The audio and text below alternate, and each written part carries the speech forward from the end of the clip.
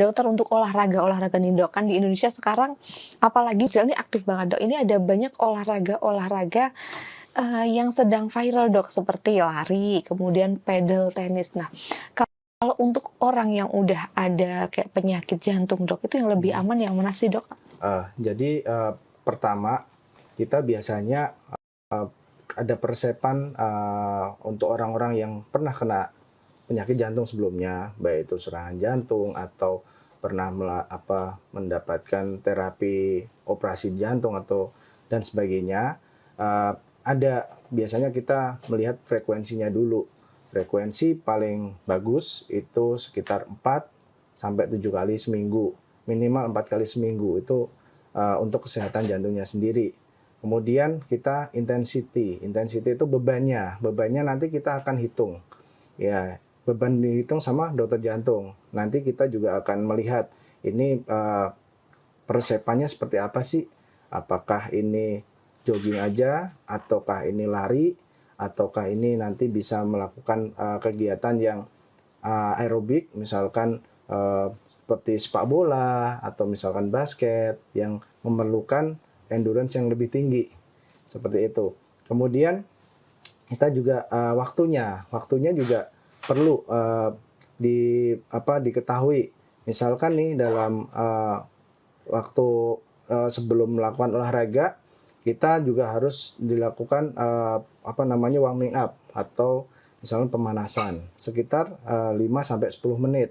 Kemudian stretchingnya berapa menit? 5-10 menit.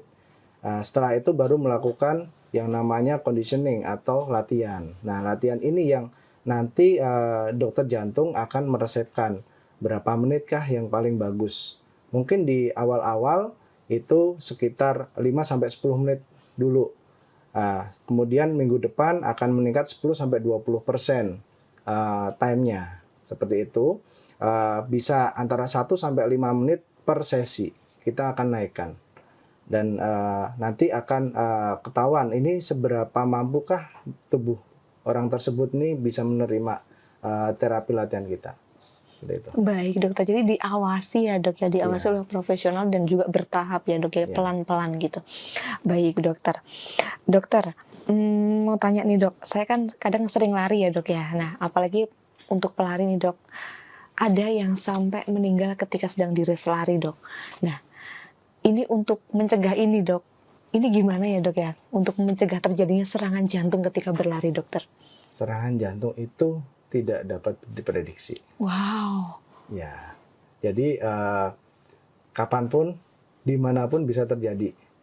Maka dari itu yang jelas sebelum kita melakukan aktivitas apapun, terutama yang membuat tubuh kita ini ya metabolisme meningkat, di mana itu kita harus makan dulu yang jelas. Makannya yang cukup. Nah, kalau istilahnya sekarang ada carbo loading atau ya itu kita harus makan dulu lah intinya. Di mana asupan nutrisi baik itu seperti ini ya kalsium, kalium itu juga penting karena itu juga untuk menggerakkan otot jantung itu sendiri. Nah, itu harus minumnya juga harus cukup. Jadi intinya nutrisi harus dicukupin dulu sebelum kita melakukan aktivitas. Ya. Baik dokter, jadi sebelum melakukan lari ataupun olahraga apapun ya dok ya, nutrisi perlu cukup dulu nih dok ya? Ya. Baik, dan selain nutrisi mungkin perlu juga latihan-latihan ya dok ya, takutnya nanti tiba-tiba serangan jantung. Ya. Baik dokter, nah ada juga olahraga yang dilakukan malam hari dok. Ya. Beberapa orang itu melakukan badminton di malam hari, kemudian tenis di malam hari. Nah kebetulan ada beberapa orang terdekat saya dokter, itu setelah melakukan olahraga di malam hari itu biasanya sampai jam 11 sampai jam 12 malam gitu dok.